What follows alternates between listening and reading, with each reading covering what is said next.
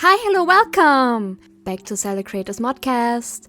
Today we have our 6th episode and it is a Tears of the Kingdom special. And for that we have two special guests from the Switch Clicks podcast. Maybe you know them. Maybe they want to introduce themselves. Maybe. Arthur, you've probably seen us in the Zelda Creators Discord. I believe we probably showed up in one of the few first groups. I'm Dakota, the main host of the Switch Clicks podcast. And yes, I'm Nathan, and I'm a fellow co-host. Yeah, we've been hanging out with Zelda creators for quite a while now, and we've also had a lot of fun during all these special events, such as the Zelda Creator Con. It's nice being on this podcast. And Absolutely. we are glad to have you guys. And along with me, we have Joey again. Our usual suspects. I know. I'm basically a co-host now. Yeah, it's just Joey and me. That's what it usually boils down to. The important ones. No, I'm just kidding. I'm going to cut it. No, I'm just kidding. I love all of my team. Yes. You're all important. We love all of you. Okay, we are talking here about Tears of the Kingdom, which has come out 3 months ago. 2 months ago, 2 months plus, I think, 2 months plus like 2 weeks. Okay, 2.5 months. Cool. And for that, because of that reason that it has been some time, and we think most of you have come quite a long way in the game, we are going to talk about the Dragon Tears spoilers, all of them. Endgame. If you don't have that and you don't want to be spoiled, please don't watch this, come back later. But we are not going to talk about Endgame. So last fight with presumably Ganondorf, we will not be talking about, but everything else is game. Alrighty. And for my first question to all of you guys, what were your first thoughts when you started playing Tears of the Kingdom back in May? Oof. I don't know if I don't know. That's hard. That's a good question. I hit you okay. guys with a hard one for the beginning. Okay. I just realized how unprepared I am for this. It's fine. You want to start you? Me? Maybe our Yeah. guests want to start? Or do you guys want to start? Well, maybe I should push it over to Dakota, because he finished the game a lot more recently than I did.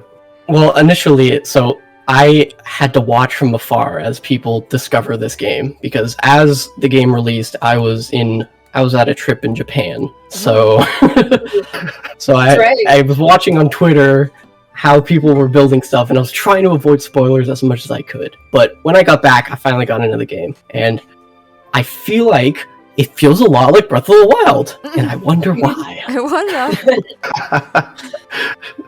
Makes some sense. But the different layers of the sky world, I think was my favorite part of the game. But I just wish there was more of it. And skydiving was also super smooth. Yeah. What else? The depths were cool. Unfortunately, I was spoiled by that on Twitter. There were a few other things I was spoiled on Twitter, but it was kind of predictable stuff. Spoiled by the depths, you just saw that there were depths, or did you see some crazy stuff from the depths, or? I knew there was something underground, and it was dark. That's kind of the I mean, Okay. that's all there is to it. yeah. they only showed 1 or 2 clips from the trailers of the depths, and that was pretty much it. Yeah. Yeah, I think it I was didn't even only. realize that was underground. Yeah, it was really vague. I'm pretty sure they only showed Link jumping into the holes, but that's it. They didn't really show much of underground completely. Yeah. It was one other frame of the bokoblins The light mining stuff Yeah, the and light root. rigs. Oh yeah. I thought that was And Pharaoh's everyone- horn. Yeah, everyone thought it was the horn. I was like, oh, interesting. And then that was the thing about the depths for me was when I first went down there, I was like, oh, that's cool. They have this one big spot right here by the lookout landing. And then I realized it was the entire map. I was like, oh, wow, okay. I didn't realize it was the entire freaking map. That was crazy. Yeah, I think I only got first 2 main dungeons, and I'm like, oh, this is actually the equal size of the map. Yeah. This game is triple the size. Crap. Exactly. But this game definitely There's a lot of Maybe. surprises. Yeah, a lot of surprises in like all the ways I wasn't considering. Yeah, some You good, know? some bad. Yeah. I was in for a surprise when I arrived at Taurus Domain. Yeah. Oh, Oh my god, I know you. I know, right? What about you, Nathan? What were your first impressions? Okay, so this was all the way back in May. Let me try to remember. So I kind of more or less spent a all-nighter playing through that tutorial and finished it like Oh, right yeah. in the morning. Yeah, In no, the I think morning. it's the same thing. Yeah, that was a very long tutorial. Let me just say that was Mhm. very, very, very long. That was like a whole. Like if I were to play it normally, that'd probably be like five sessions, 5 settings. Really? Yeah, like that felt pretty. Like that It felt took me, so much like- bigger. Yeah, it took me like 3 hours, I think. Yeah, to- it was crazy. And I didn't even explore the entire like island. Oh, me neither. No. I just followed the path and went all the way through. By the time I got down to the surface, I kind of was like very overwhelmed by just how much stuff there was, and I had this like a bit of this adrenaline rush where I really wanted to go revisit all the locations from Breath of the Wild and see what changed. And I was a little annoyed because at first I didn't really know if you were to get like your horses or if you have to get brand new horses. There weren't any stables around. Lookout Landing didn't really build theirs yet. Right. So I spent like hours walking across Hyrule. Thankfully, I found a couple horses. I'd like to call them burner horses, but because I got rid of them later. No. Not very And- friendly. I let them back in the wild. Let's just say no that. horses were harmed. No horses were harmed in this adventure. Only used. I think by the time I went to like the Great Plateau, and then I accidentally discovered auto builds there, and I went to Kakariko and Hateno, and at that point I was like, this is gonna take a long time to go through. Maybe I should just play the game normally. Yeah, with the perspective of Breath of the Wild, it's like, okay, you said that it was overwhelming, but it's a different type of overwhelming than Breath of the Wild. It was Yeah. like Breath of the Wild was oh, this is a big game. Cool, I'm gonna see everything. And in this game, it's like, oh, time to do it again. A little bit. And Yeah. it's like not as hype, right? It felt like the question if you could even see everything, because there was Yeah. so much of it. It was more so overwhelming where like I said, I didn't explore the entire first Sky Island right away. Like I immediately wanted to see what was different in Hyrule. That was my main. I don't know, I was more interested in seeing what was different in Hyrule than what was new on the surface. Just because I'd grown so like attached to Hyrule. So like I immediately went down there, and it was overwhelming how like I immediately couldn't figure out where I was on the map. Like, because everything was like kind of different. There was new like things everywhere, and I was like, hold on, wait, so where's Kakariko? What direction is I'm like, I don't even know where left and right is. Yeah, it was just. But for me, I was very focused. I think when I was playing Breath of the Wild, I was much more, ooh, shiny thing over here, ooh, just like kind of going whatever direction I wanted to, because it was completely new, like, place, and it was the first time we had open world and all that. But for this game, I was like, okay, even though I want to see what's new with all the places, I was much more focused on, like, doing the game quote-unquote the correct way. So I've listened very closely to like everyone's dialogue and stuff, and it's like, okay, they're hinting towards going to the Rito first, so I'm gonna go to the Rito first.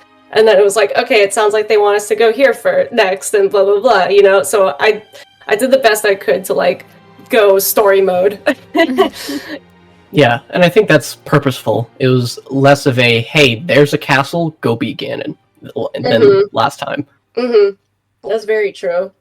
Which was weird, because at the same time it was like, you gotta go to the castle first, or like, but Yeah. but then you leave and then you come back way later. Yeah, I felt it's it kind so of- uneventful. I felt so Yeah, awkward that's- walking in there. Me too. I It's shouldn't like, be here. you sure? I was It's like, am I going to the final boss already? I know. All I've got was is a so stick. I was so cautious. I was like, oh, I don't know. This feels too early. It feels too. What about you? You. I remember the day I bought the game. It was even getting the game was quite adventurous, I would say, because I wanted That's a physical copy, and so I went to the store. And the ATM was out, so they couldn't take my card. And there was a guy in front of me who also wanted to buy the game. No. So both of us started to jog off and just run to the next ATM to pick up some money. It Oh was my so funny gosh. because I just ran off, and when I came back, I saw him run off, and it was just. I have not talked a single word to that guy, but I kind of feel a connection, you know. we suffered together. I was the third in line at my GameStop. I left work early to go. It was miraculously the only day in my entire semester where I was free. So I was there first thing in the morning when they opened. Oh, lucky you. It was crazy. It was like highly I predicted it, but it was crazy. Well, I'm a high school teacher, so I was like, I have to get out before these kids do because they're gonna get it before me. I'm like, no way. Lucky So I was me, just only like, teaching for yeah. 3 days and not Fridays. Yeah. Dang, what a nice schedule.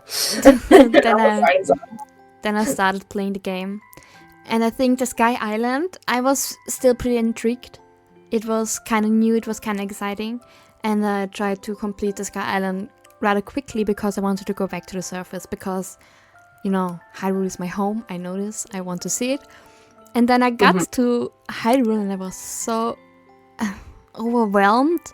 But like in a way where I was just also a little bit, I don't know how to put it, like sad, a little bit put off. Yeah. Because a lot of the things were just not how I knew them. And I'm a person that doesn't like change that much. So I just went to Hateno and there were mushrooms everywhere. And I was so put off by these mushrooms because they were not there in Breath of the Wild. And so the beginning of me playing Tears of the King was just rediscovering Hyrule and being a little upset at different places. I remember this one place so well. It's the one behind Kakariko when you basically walk up to the narrow promenade, but you take a left. Oh, And yeah. where Cass was standing and playing like this song about the horned beast. And Yep. it was so idyllic and pretty, and there were all these deer running around. Suddenly it's completely wasteland, and there's a Lionel there, and it was just no longer a safe haven for me to just relax and look around. The Lionel. Did the Lionel, Yes. take him? Oh no, I miss him. It was just a lot of just going around at these places that I just enjoyed so much and finding out it's just not like it used to be, and it made me a little sad. But I've overcome it. And I remember so vividly going to Rito Village and see, because, you know, I love the Rito, I love the Sora, I'm very biased towards them. And I walked in there and I saw no adult Rito and only these children, and I recognized the children. Those are Cass's kids, and they're kind of grown up, they're more teenagers, I guess. It was so sad. Yeah, I was like- I was physically nauseous when I came there. I was so overwhelmed by this safe haven of mine, like Rito Village, and later on with Zora's Domain. My safe haven completely destroyed, and I was like, oh my god. And I had to do the quest very quickly and do it immediately, or I could not rest. It put me off so much. The Gorons and the Gerudo could wait. Just the Rito. I still have not done the Gerudo Village quest. I started it, but I cannot figure out the tower thing. We'll get to it. Eventually. I wish you the very best of luck on that part. Oh, Yeah. That one was probably my favorite, though. really? Honestly. Yeah, Of the- that was my favorite. Yeah. Okay. Yeah. I've got a lot to look forward to. Today I've completed the fire dungeon, and it was a little bit whack. That was rough, but Alrighty. now that we've discussed how we first felt about the game, how would your general feelings towards it now be? Do you kind of agree with what you felt first? Are you a little bit different on it? How do you feel now? This is where all the controversy is. Yes! Ooh. Yep. Come on, Yep. give me your controversial takes. So we're gonna push the hard question on you guys first. How much does the underground suck? Well, okay. How much do you hate it? How much do we hate the underground? Yes. The underground, Tell me. hard pick. I Well- like it, but I think I'm traumatized by it because Thank you. of one thing, because of one specific thing I decided to do that was very dumb, but also it gives me the bragging rights for it. So you know that chasm underneath Zora's domain, the one to get to the Linné Rube mine. It was one of yeah. the Master Koga locations, I think. Mm-hmm. So I decided to take the opposite route. I went through the depths to go, fight Master Koga there, and then I think I've already completed the Rito and the Goron stuff, and I figured, maybe I should just take a shortcut and go up to Zora's domain this way instead of going the normal way. This was the worst option ever to climb, the worst place to choose to climb out of the depths, and it's possible. It's very difficult. Wait, Wait, you hand climbed it? Hand climbed it. what? What the Okay, heck? well, halfway through I hand climbed it, all the way up to the point where the map changes to the surface map, and at that point, I was like, I used up all my stamina recovery items. I used up a lot of my Zonite devices at this point. Oh, and this was the chasm. This was the type of chasm where the walls were all slippery because it was raining inside, technically. Oh, Oh no. So I kept slipping down. I didn't have the anti-slip gear, and this was so difficult. I had to pinpoint certain parts of the chasm where I could actually stand on, and they weren't any regular slopes. They were 45-degree angles. So Oh no. it was such an excruciating process. But at one point I found a tiny little ledge where I could fit a cart and a couple of rockets and fans, and I decided to just very, very carefully construct a vehicle, and I think I dropped a couple of fans down the chasm, unfortunately. those heroes. And I decided to ride on it. Unfortunately, I didn't balance it properly, so I propelled all the way out of the chasm into the cave. I didn't know there was a cave. I just hit the ceiling, completely in shock, and I almost fell back into the chasm. I would have never played the game again. Yeah. Bad I fail. am never going to do that again, but that was such a crazy shortcut that I decided to do, and I felt Don't- like Shortcut, dude. I don't think It's not a I think it was a shortcut. shortcut. It wasn't a Long shortcut. It's a long It was a long cut. It Yeah. was but it was a very, very interesting way to get to Zora's domain and start that quest. I exit out the cave. I used ascend, and I came out. I popped up, and I'm like, "Why is it raining sludge? What happened to this place? What happened to Zora's domain?" And I go up, and I'm talking to all these characters, and it took me a while to find out, and it was just this really weird thing that happened. But that's besides the point, really. If you really want my opinion about the depths overall, it's climbing simulator. Yes, pointless Climbing- climbing. Climbing poison simulator. Yes. That's what I'd like to call it. African. Is it weird Yeah. that I don't want to try to climb like do the dare you same thing you did? I dare you to. I dare you. Just go. This is literally the most difficult one to climb out of. Just because there's wet walls and the bottom of the chasm is water, so you have to find the right place to actually climb up there. And there's literally only one way up there through a random routes or something. I don't know what you call those, because everywhere else the ceiling is flat. You can't climb on the ceiling, so you can't be Spider-Man and just climb up that way. Yeah. Good luck if you're gonna go through that way. If I do it, I'll let you know. Alright. I will definitely not do it. At least you're up. Yes, stay No. away. Stay away from this challenge. I like stupid challenge things. Oh gosh, sorry.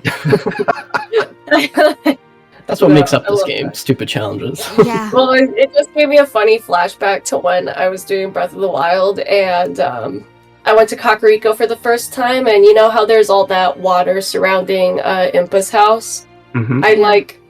I swam in there to like get fish or something, and then it started raining, and I had no stamina because I was like really beginning game. So I kept drowning, but they kept putting me back on this rock that was behind the house, and I was like, I can't get anywhere, and I was stuck for like, I don't know, because I didn't want to teleport to anywhere, because I was like, no, it's just going to take too long to get back, because I barely had any shrines, done. I don't even think I had the shrine for Kakariko done yet.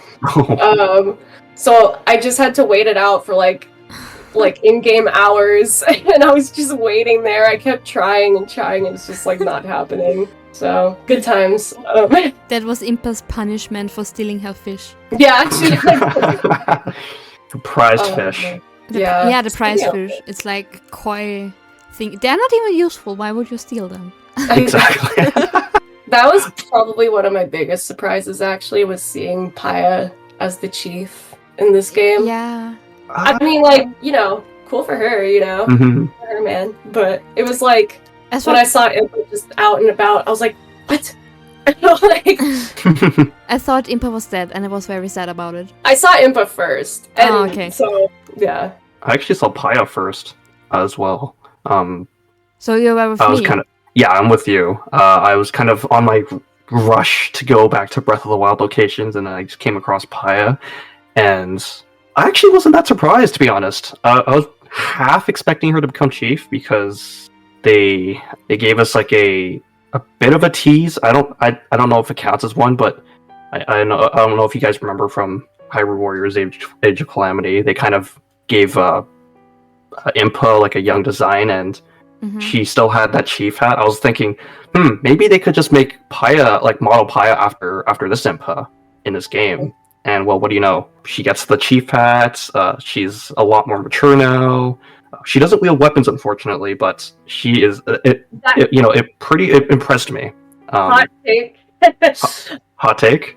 Hot take. And this is, I know we said, well, we already gave a spoiler that we're going to talk about everything but Endgame, but just like main quest spoilers. I really think the 5th stage should have been Paya.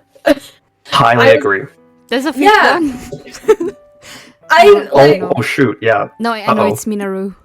I know that. I just haven't found her yet. Oh, okay. Okay, I was like, wait a minute, you. No, I know. I don't know where she is. Wait, you haven't found her. Okay. I won't give away, like, spoilers on that part, but it's just, like, I'll just say, in the depths. Like, I know that. Yeah. Either way, I'll put it very vaguely. Her, like, spirit seems so out of place with the other 4. And it does. Like, and I, like, almost never use her. It's like, a mech. She gives you a mech. Yeah. I know all of guess. that. I just don't have her. Oh, okay.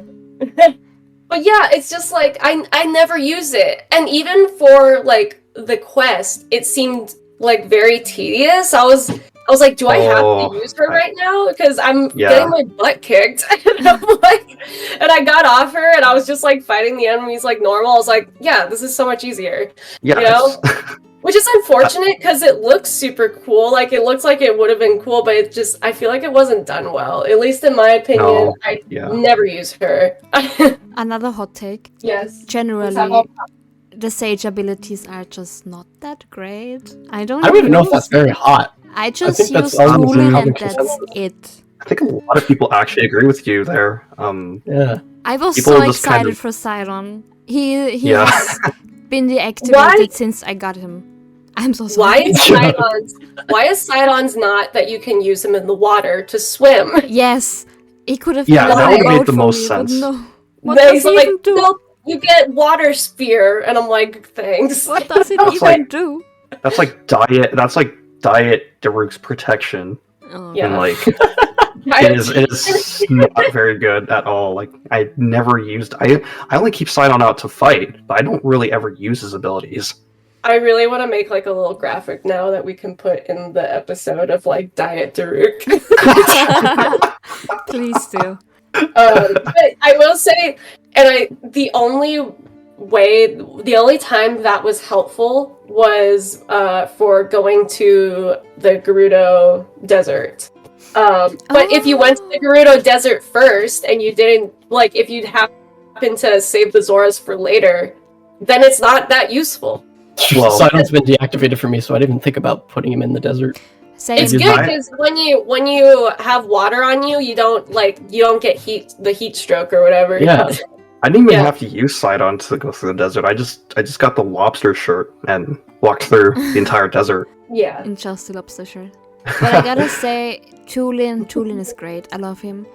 Tulin was amazing. Yeah. Tulin was probably the best. Tulin? I did Tulin first. Tulin. What do you say? Tulin. I say Tulin. Tulin. I say Tulin. I think it's Tulin, yeah.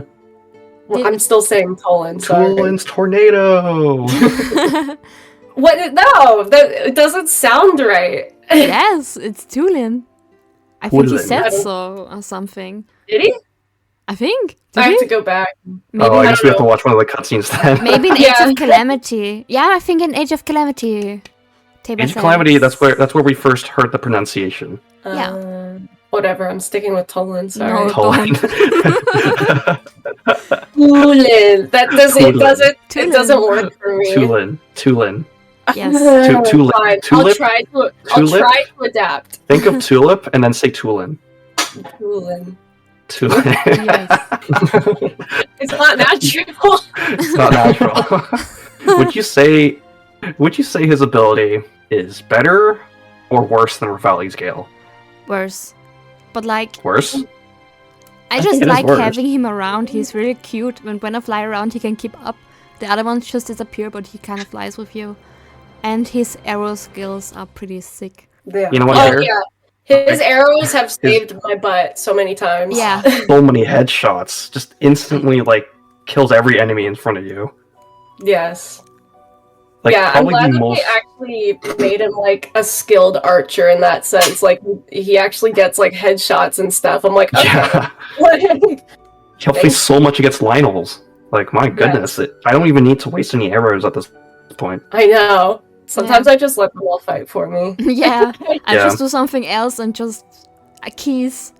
Tulin just does it. I will say, though, I use Yunobo just as much, if not more, than Tulin. Really? What do Yeah, you use him for? to fight enemies. I just, Really? I just use them like a bowling ball. Do you do it on foot or on vehicles? On foot, usually, but I do it on Oh. vehicles, too. Huh. It's fun! You can just, when you're facing a bunch of bokoblins, you just, and they all just knock over. Yunobo is probably the first one I deactivate because he always destroys all the materials I try to pick up. Okay, but that's true. That is the thing about that mechanic. I was like, okay, it's pretty cool that they can, I will say, the game feels a lot less lonely than Breath of the Wild did. That There's I a am lot- very glad for. Yes, that was awesome. So it in so many different ways. You can help the Hylians fight people, and then Oh, those a are lot more amazing. quests. A lot more of the quests involve you just being with people and them following you around or you following them. And then the sages, having them right next to you was cool. But yes, it's always super annoying to have one of them somehow either blow away or explode all of your stuff. Tulin blowing away all those precious ores. Yeah, especially when you're trying to be stealthy and then suddenly just barrels through. Okay. Yeah, but I mean, I'll say overall, I don't know. I want to say overall the game mechanics are better, but I'm not sure. I feel like both games had their pros and cons to the mechanics. Yeah, for the sages specifically, I see where they're going. I see Yeah. that they want, you want teammates fighting with you, but then, you have to go and, if there's 4 of them on the battlefield, you have to go run and try to find the one that you want to use, and they're all the same color. I know. Yes. at that point, just don't even use them. Just keep them out there to fight for you, and then Yeah. don't even bother with their abilities. It would have been cool if they had like kind of like the quick commands like they do for your hand, but like for yeah. I know there's already like so many quick commands though, so maybe that if they had it that way, I'm sure that would have been annoying in some sense too. But like, I mean, Yeah, they I could think just replace one slot on the ability wheel with the map slot on the ability wheel with yeah, with something more useful like the sages. right. I think the reason why we're saying this is because the champion abilities from Breath of the Wild were just so intuitive. They were built into the already to use Rivali's Gale. It was you just crouch for a little bit longer. And if, Urbosa's Fury, you spin attack. Yeah, exactly. I miss Rivali's Gale every day. Not gonna You know lie. what? Yeah. I got a bit of a hot take here. I Yeah. like Tulin's abilities. Oh, Tulin's Tornado, I guess if that's what it's called. Better than Rivali's Gale. Really? And here's why. Okay. Replicating Rivali's Gale is so incredibly easy in this game. Like they literally show you how to do it when you reach the Rito arc.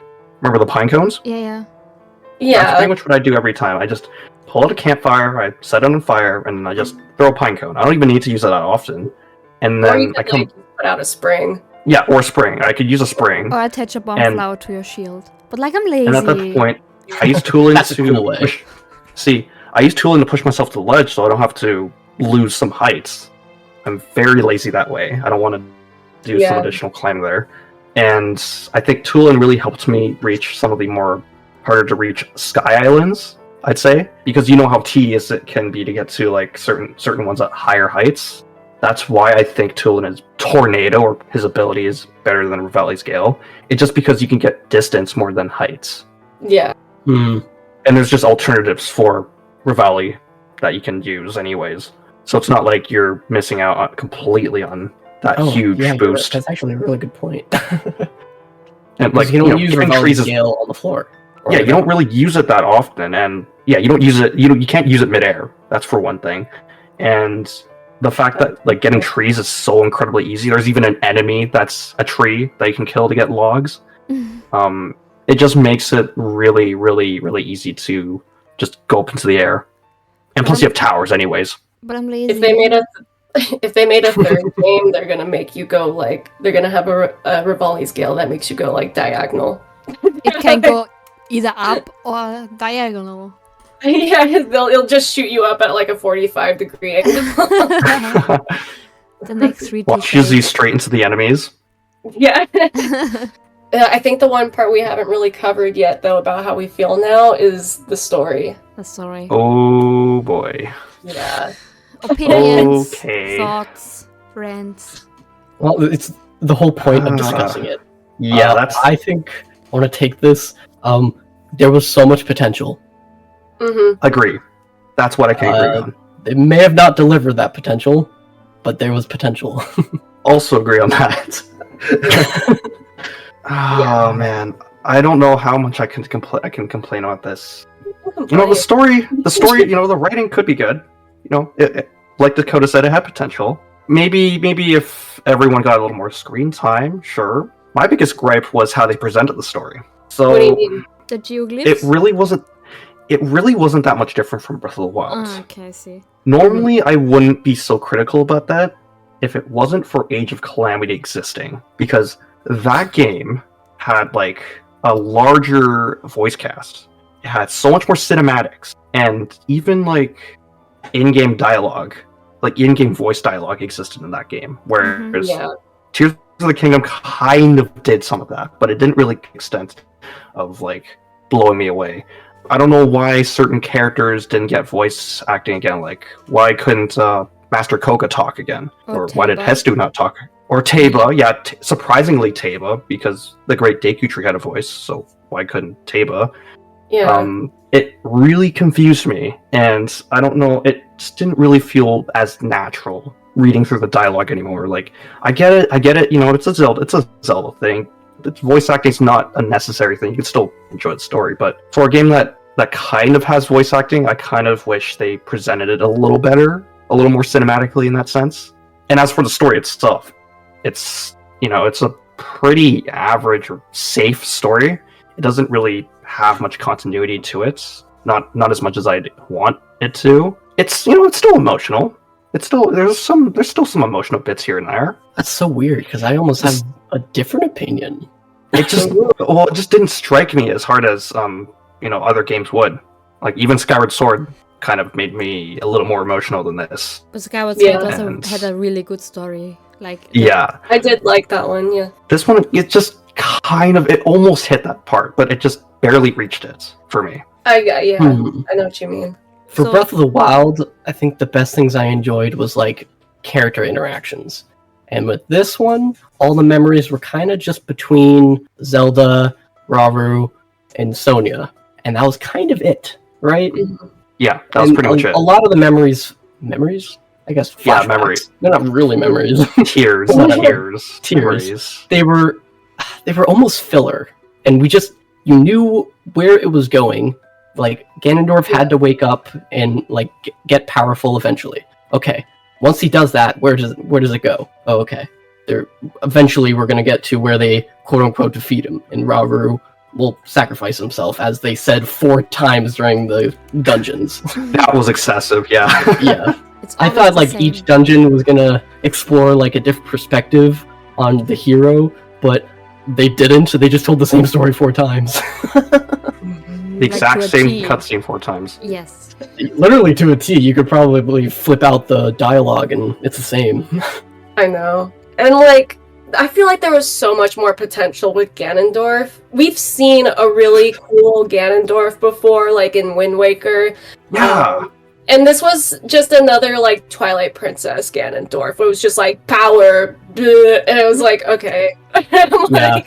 I just wish he had as much swagger as the Ocarina of Time one did. Yeah, I just kind of felt really... The swagger of Ocarina of Time and like the in-depthness of Wind Waker. I was like, oh man, they're gonna do it, and then they didn't.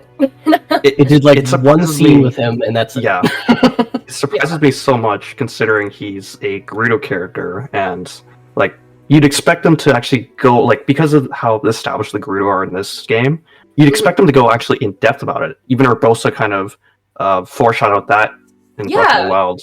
I'm like, why couldn't they just like give us something that, like, why couldn't we just get like some backstory about Ganon? Why would you just see him there? He just kind of appeared out of nowhere. Exactly. I'm glad that we saw like some interaction between him and the Gerudo, though. At least in the there should have been a lot more, but I'm glad they at least they did a little bit in those memories or whatever. But yeah, but that actually reminds me a little tidbit. Yeah. According when you said there's not much backstory to Ganondorf, did you guys know that Kotaka and Koume are in this game? The what? No. Kotaka and Koume. Oh, what about them? They are both in the game. You see them in the cutscene. They're standing in both cutscenes where Ganondorf is. They're standing right beside him. Their weapons. Oh my gosh! Yes, their weapons are engraved with Kotaka and Koume, and they are wearing clothes in the colors. Like one is red, one is blue. Oh my gosh! Yes, I have to watch that cutscene again. You would not know that, and I think that's kind of really important to mention. Like they are there. They are there. Well, then we better get from that DLC. Probably. Yeah, I didn't want to jump the gun, but yeah, that's a really good subject for DLC. We'll get there. Talk about that. But like one thing I want to kind of defend the game on is like I really like the characters. I really liked Rauru, and I loved Sonia. I loved her so much. And when she died, I was so upset. I don't know. I see a theme with Tears of the Kingdom upsetting me. I don't know why. A lot of times. A lot of times. I think Sonia was definitely my favorite character. Yeah, but same she had like she was... what four different tiers, and that's it. I liked Rauru because like I feel like he carried the most emotion through all of this, and I genuinely felt all of his like emotional moments. Because he had to, like, you know, the death of Sonia, he was, like, pissed, but then he realized, like, there's a duty we still have to do. And then, just, like, I don't know, he was just a very, like, sweet lad. He was, like, you know? He had a nice also very humble. Yeah. And I like his Very design. humble, very Total- relaxed. He had total faith in Zelda and her plan, which, like, if you just heard about it from a distance where you're like, okay, that seems like out of nowhere for him to just be like, okay, I believe it, there's like a swordsman or whatever, but he really sold it. Like, even though I wouldn't have believed it, like, this random chick just comes out of nowhere, like, the fact that he believed it made me go like, yeah, I believe it too. Like, I don't know.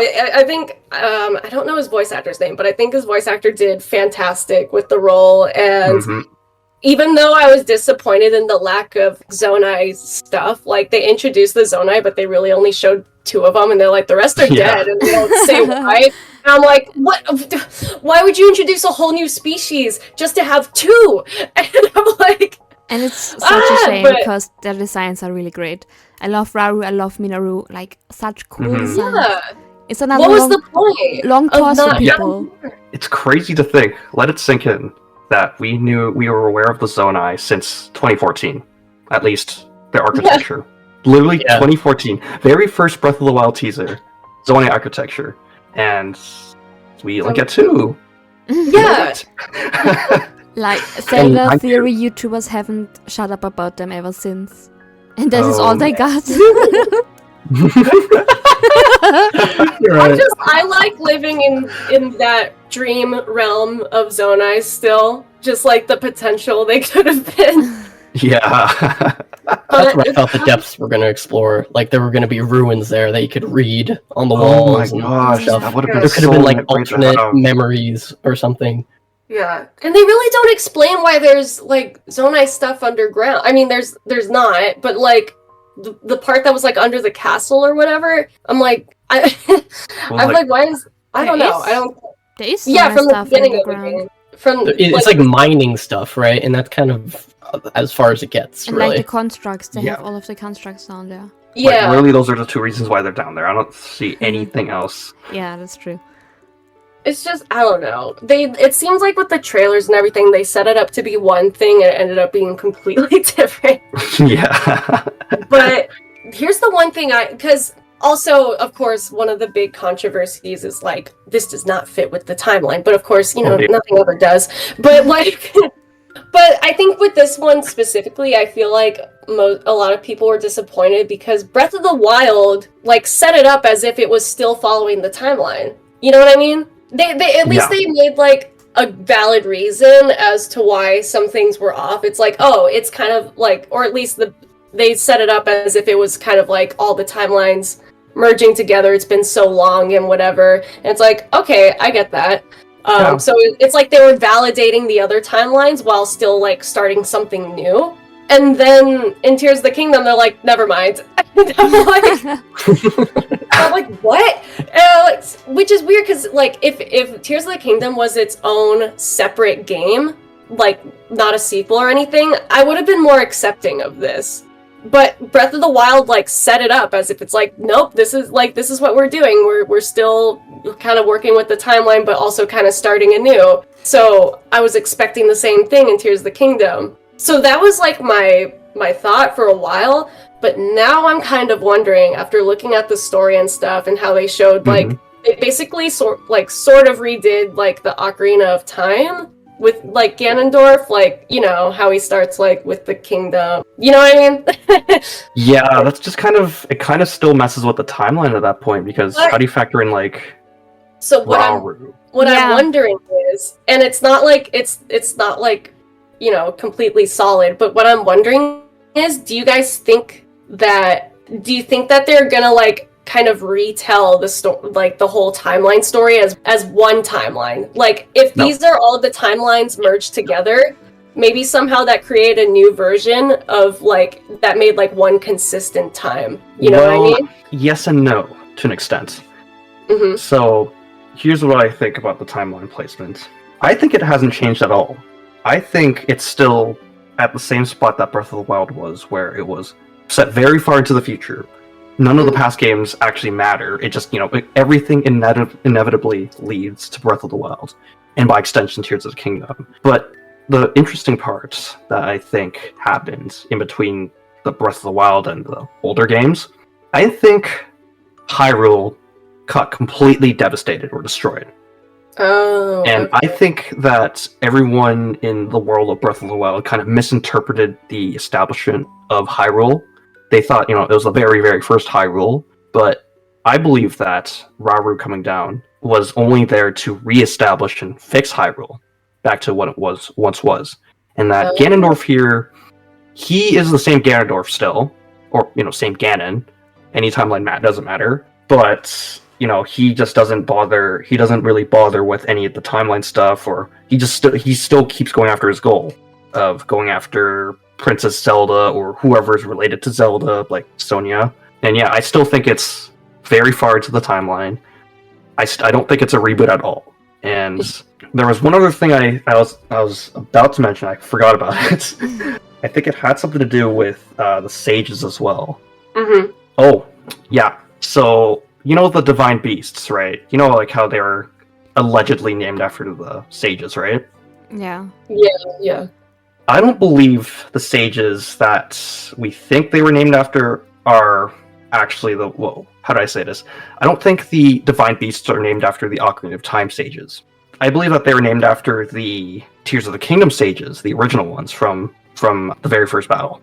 Okay. And I believe that, the Rito is named Meadow, not Medley. I believe the Zora is named Ruta, not Ruto, and so on and so forth. I see. Yeah. No, that makes sense too. One thing in the story that does not make sense. Because you see, Zelda has to kind of continue on the bloodline to the so there can be other Zeldas. So like Zelda's legacy only continues through blood. And if Sonia is an early ancestor of Zelda and she died with no visible offspring, what happened? Maybe that itself is a question. What if she had children that we didn't know of? Yeah, again, DLC, we don't know. DLC. Hopefully they kind of cleared it up. I feel like is that the next question? Are we talking about DLC? Or? Yeah, we can. Right. Could. No. Because I know the one other thing I want to talk about kind of is spoilery. Well, it's kind of more like completing all the shrines type of spoiler type of thing. If you don't really care about it, then I could. Fine. Oh, I heard about that last night from a friend, and I was like, oh, okay. I'm like, okay. But what the heck was I just about to say about DLC? I think things we were already kind of hinting at was we wanted to hear, like, with DLC, it seems like we want to know more about Ganondorf, maybe get some more backstory on him, see if Rauru and Sonia have a kid. And I feel like we covered something else and I can't remember. What I've been hearing a lot from other people is that they want to expand on the already existing dragons. Like, who were they? They must have been somebody. Oh, yeah. Yeah? I think there was, like, Zonai people, like the Zonai version of the Golden Goddesses, like 3 really important women. Yeah, they might be. Because they, like... Oracles? Maybe. Possibly. Yeah.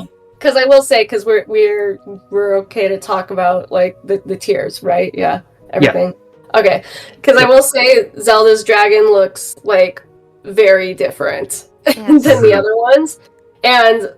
like, Rauru looks very similar to the 3 dragons, so I do think it has to be, like... Zonai I do think those 3 have to be Zonai people. Like 3 like, elemental Zonai who just... Yeah, because, like, the hair, the facial features, like, they're exactly like those dragons. And then Zelda's is, like, obviously, like, her, like, hair and everything, so it's just, like... I think those other ones have to be Zonai. Yeah, some important Zonai people. I think. And that could be probably DLC. Yeah, probably the ones who maybe constructed the springs, or at least where they were like the priest of the springs or something like that. Yeah, priestesses, maybe. Priestesses of the springs. I thought you were talking about the physical springs. I'm like, what are the springs? No, not the Zonai, not the bouncy spring. Now, more than likely, the DLC will be in 2 parts, like it was in the first place. It was 2. Oh dear. Yeah, it was 2. Yeah. So, oh my gosh. That would be cool if maybe they split it up into very story-heavy ones. Yeah. Part 1 would be like origins of Ganondorf or something, and gives us some in-depth memories and some cool quests with Yeah. the Gerudo. Second part would be Secrets of the Zonai or Secrets of the Dragons or Yeah. something. That would be fun. I'd love that. Something else I want for DLC, though, those things take more priority because I do want more story stuff to be explained. And I don't think this is gonna happen. I wish the Uka and the Magma were there. Oh yeah, I missed There them. was I missed them. so much potential for them to be there. Even if they just like have a tiny little spot for them, I won't care. Just bring them. Aww. Oh, if you They want to most talk likely tiny, won't though, because that would be like modding a whole new character in there, and I don't know about that. if you want to talk tiny, what about the Minish?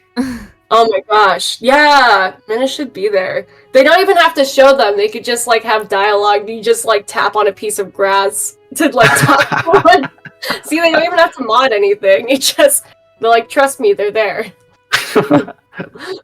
Yeah, that'd be great though. I was so upset about that. I was like, you literally brought in an entire like top part of the world and bottom part of the world, and there's absolutely no new villages on either of those. Exactly. real. That's Like real even just a surprised little me. Lorelin kind of thing, like just like it doesn't have to be a big story plot. It could Give just us a civilization.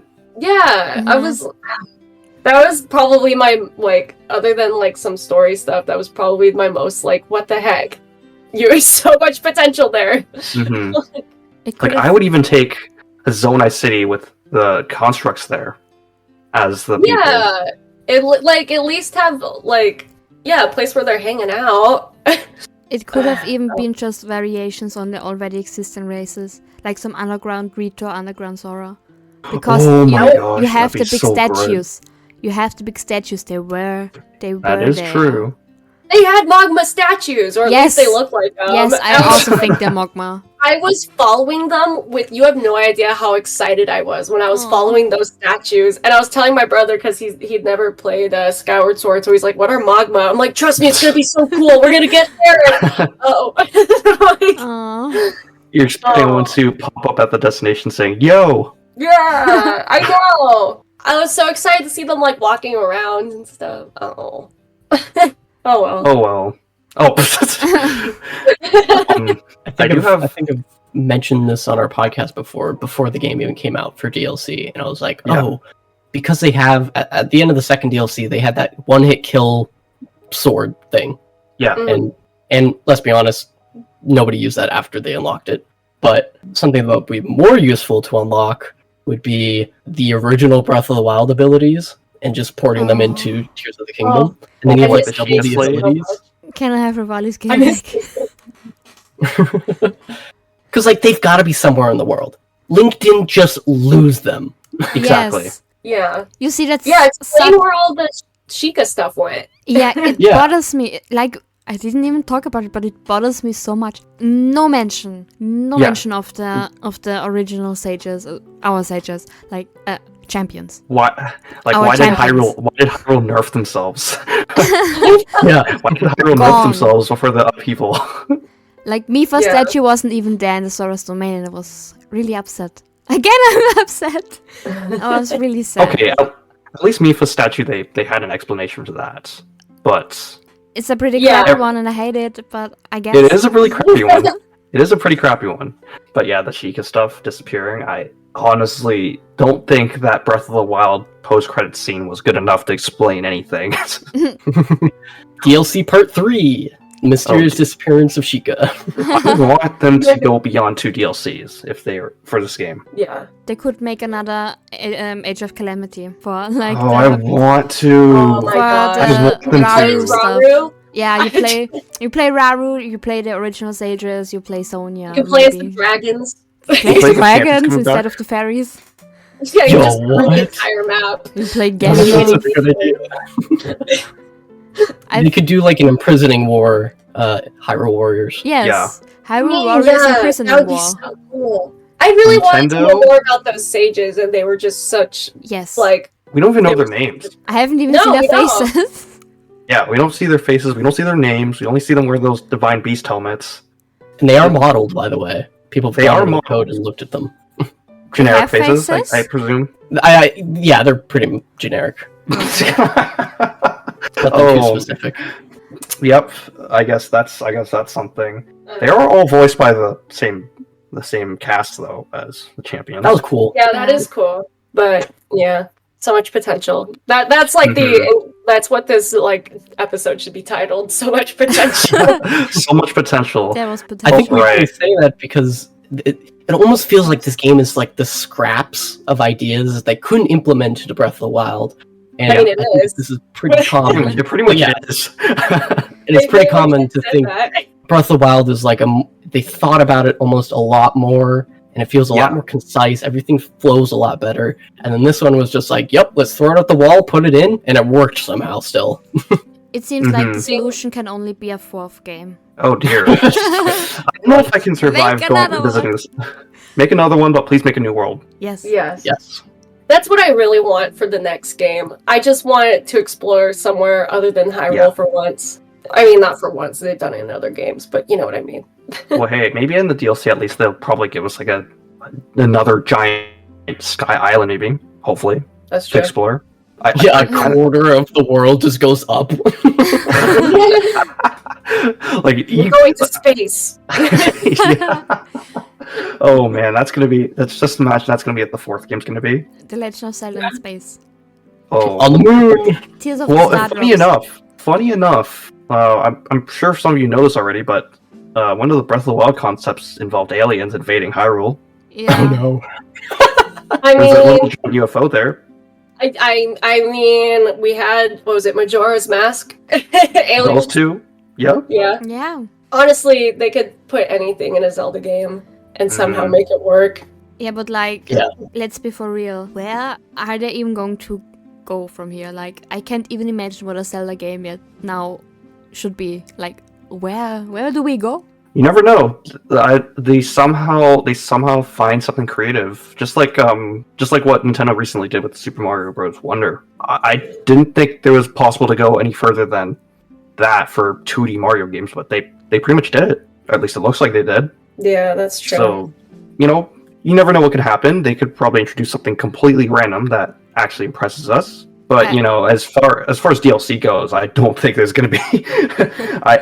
I'm a little scared. I'm a little scared for the DLC. I'm scared for it too. I kind of just accepted fate that the story and timeline stuff might not ever make complete sense. Mm-hmm. I'm in the boat that every game is a legend, so it's another person telling a legend. So not all of the things make sense. That is a cool way of looking at it, They did. Yeah. They did if kind it's of the same link, it's like a continuous story. But if it's like totally separate, no, those are two different people telling a different story or telling the same story in a different way.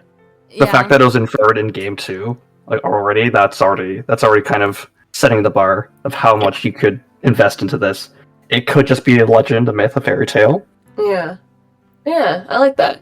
I think that's probably more so what they were shooting for when they first started Zelda, because every time I read like interviews and stuff, they always talk about how they're like, we're not that interested in like the story and stuff. We're like, we just want to give you guys an adventure. Which it's always something. It is always an adventure. But I guess the only problem I have with that is like, why not both? like you could still give a great adventure and also give a coherent story. I was kind of thinking about that. It was like you could pull an Elden Ring where all the details are inside like text and whatnot, and if you really want it, you're gonna have to go look for it. But on the surface, it's a good story. Yeah, you can actually understand the story. You can actually think about everything that's happening. Mind you, Elden Ring made no sense at all, so that's a bad example. Do Elden Ring, but better. Elden Ring, but better. Yeah. Do it, but with the Zelda style. Yeah. I think I said on Twitter that the director of Elden Ring and the director of Breath of the Wild and Tears of the Kingdom, they should collaborate somehow. It'd be insane. Oh my goodness. That'd be wild. Just imagine how a game like that would go. I can't even fathom. The other thing I wanted to add to what's next for Zelda, I think I said this on Twitter as well, that they should remake Ocarina of Time in this engine. Just have like the same map, roughly the same size as what it was in the N64, and just like it has the same art style. It looks really nice. You can add some of the mechanics that you can attach stuff if you want to. You could probably upgrade some of the dungeons that were in Ocarina of Time just so they're a little bit more modern. But you can tell the exact same story, and I'm sure people will buy it. That does cool. So you think I would buy Sounds it. so cool. reimagined modern day Ocarina of Time? Yeah, That's, just like not too far, but just enough. There's enough slightly new stuff. So slightly less than what Square Enix did with Final Fantasy VII Remake. Yeah, essentially pull a Final Fantasy VII Remake, but don't split the game into 3 different games. Please don't do that, Nintendo. Don't split the games. So basically, Knowing them, Resident they'll Evil split 2 it into remake. 2. Split to 2, sell each for $70. Yeah. Yeah, less Final Fantasy remake, more Resident Evil remake. yes, Resident Evil that's sets a the good standard. example. Yeah, that's a better standard. Thank you. It's been my obsession. Thank you. Okay. I am kind of jealous of that series. Yeah. For me Really? personally, I would like I want them to sort of kind of completely distance themselves from like everything in the next game. Yeah. I'm sort of like, as much as I have loved, Breath of the Wild, Tears of the Kingdom, all of that, and I love all the past games, I feel like it's been such an emotional roller coaster. I kind of just want to start fresh again. Like, and Yeah. like for the next Zelda game to just like be something completely different. Like still Zelda, obviously, still all of that, but just like a new story, a new fresh start. Yeah. Like, Kind of like that feeling that we all got from Breath of the Wild from Yeah. the very beginning. Yes, Just exactly. I want Breath of the Wild all over again, except not Breath of the Wild at all. You could probably man, give Zelda fans a brand new map, and it would be fine. am I glad what I that I'm mean. not a Zelda developer right now? Or even like it'd be cool if they did something like Breath of the Wild, except they did it with like Majora's Mask, and they're like Clock Town, like thousands of years later. Oh, So we've got a Termino. completely new type of gameplay. It could be open world again or whatever, but we're just in one of those past locations, but it's like completely like in the future. that'd be really interesting. I don't want to be in Hyrule again unless they're completely redoing it. I don't want to be in Hyrule again next game. Yeah, I want a game where I'm taking a break from like all of this. I Yeah. think we all need a vacation from Hyrule. Yeah. completely new characters, completely new map, completely new everything. Yeah. And it's not like it's impossible either. Like we know like how skilled the Monolith Soft landscapers are. They create such massive worlds for Xenoblade, so I'm pretty sure they can do it here really easily. Like you can just Yeah. make a new kingdom or something. That could just be it for the next game. Actually, I hope that's the case for the next game. Yeah, And, that would be awesome. But like, I I want think I'm backtracking. Go ahead. less nature, more people, like a packed kingdom with many Yes. villages, many people, many stuff to see. Give us a legit kingdom. Yes. Yeah. Yeah, I was about to say the same thing. I think I've been spoiled by Skyrim and Cyberpunk because the Cyberpunk team, they are masters at side quests, and Yeah. so are the Skyrim team. They are masters at side quests. Every side quest it is important to a separate side quest, even. That is true. So- And it chains together. Yeah, and in Breath of the Wild and Tears of the Kingdom, you do a side quest for somebody, they give you 100 rupees, they give you an ore, they give you some arrows, and it never goes farther than that. Yeah, most of the time you already have completed the side quest. Like, they want you to get something and you already have it. And that's Yeah, it. exactly. Yeah, they're all pointless rewards at this point. Yeah. A golden poop. Yeah. Golden poop. Yeah, try golden poop. Thank you very much.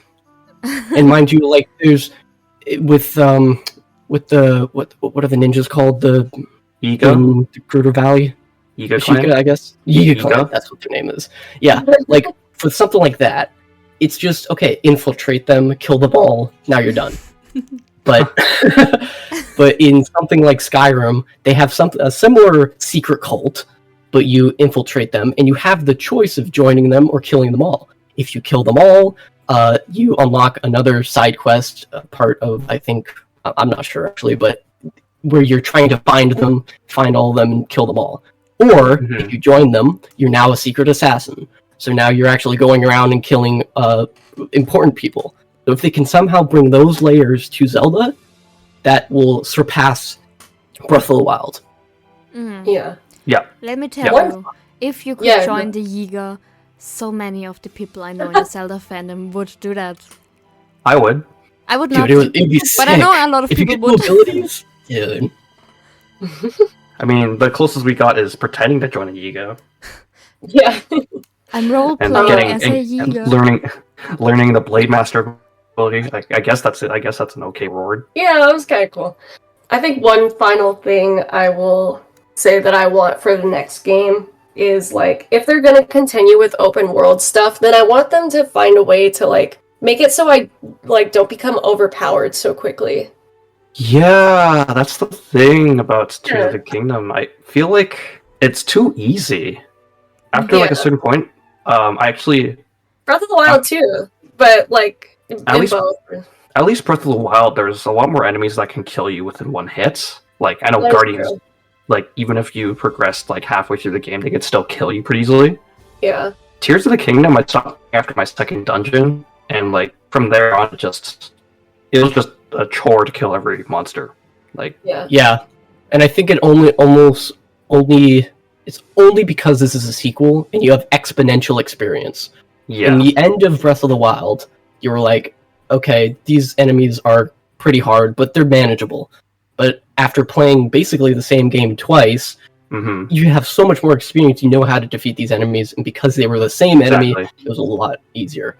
And now that you mentioned Guardians, they just removed like an OP enemy from the game. replacement for Guardians was kind of like scary the first two times, and then like it was just like, oh, okay, hi, hello, I'm just gonna kill you now.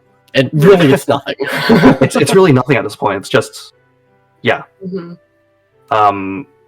I was actually kind of bummed out that they didn't have master mode or whatever difficulty options they're You planning got to do. paid for that. I do not want to pay for that again. You're gonna. Cannot stress that enough.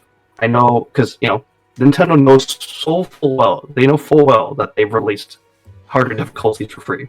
They did that with the Link's Awakening remake. Yeah. They did that with Skyward Sword HD. No matter how many times you say you don't want to pay for it, you're gonna pay for it. I'm gonna pay for it regardless. But, The unfortunate thing, Zelda, all the Nintendo people are sitting there like, you can complain as much as you want. We know we got your money. yeah, we could complain as much as we want, but the wallets die. The wallets still die regardless of what we do. Yep. Well, they got us wrapped around their finger. I mean, I spent $70 just because Joy-Con is now soft purple instead of actual purple. I bid. It's okay. I'm one of these Nintendo idiots. Okay, I will have to confess, I didn't actually buy this game full price. I'm usually a guy who prefers physical copies of games, but Tears of the Kingdom's price point, I decided to just cave in and just get the Switch Online voucher. I still have one left. I'm waiting for the next $70 game to come out. No, that's totally fair. I mean, yeah, I'm not sure if I want to start spending $70 as a regular occasion. Actually, Which in reality is that has $100 Canadian. ooh. Yeah. Very painful $100 here. Oh, seriously. I only paid 60. I don't know why. In store. Who knows? It was just cheaper. I don't know. Could be currency. It could be currency differences as No, well. I think too. euro and dollar is at this point the It's pretty same. similar. Oh yeah, they are par. Yeah, they are par. So it could just be the store as well. The store itself be. could be selling it cheaper. Did you buy it on the streets? No, in an actual store in a mall. Oh, okay. Like as Good. far from the streets as you could possibly imagine. Nice. I think I only paid like $80 in yen. I think around there because I bought it while I was in Japan. So. You bought the Japanese version, so you do have the Japanese logo on the box art. Oh, that is really cool. Probably one of the best souvenirs you have from there. Yeah. Yeah, I'm kind of jealous. The whole Japan thing. But Any other last minute things that we want to add? Any I last think my final thing I want to say is that Breath of the Wild was a masterpiece. Tears of the Kingdom is a 10 out of 10, and there is a difference. I see what you're saying. Yeah. Yeah. Well, oh boy, I'm not sure if I can follow up with that. That's a pretty good quote. Let's do it again, but we'll save Dakota for last. It's my favorite game, but if I were to choose between one of the two to play for all eternity, it's probably going to be Breath of the Wild, to be honest with you. It's Yeah. because of the simplicity, the difficulty, and I don't know, I think I like the Sheikah vibe, like, the technology vibe, a lot more than what we got with the Zelda. Team Sheikah represent! Yeah, Sheikah, yeah, I'm just all in for the Sheikah. The blue technology was really, really fascinating to me. I kind of wish they went further with that. It was iconic. The imagery was iconic. Mm-hmm. Joey, what do you Yeah. think? Kind of similar to Dakota, where I'm like, as a standalone game, pretty cool.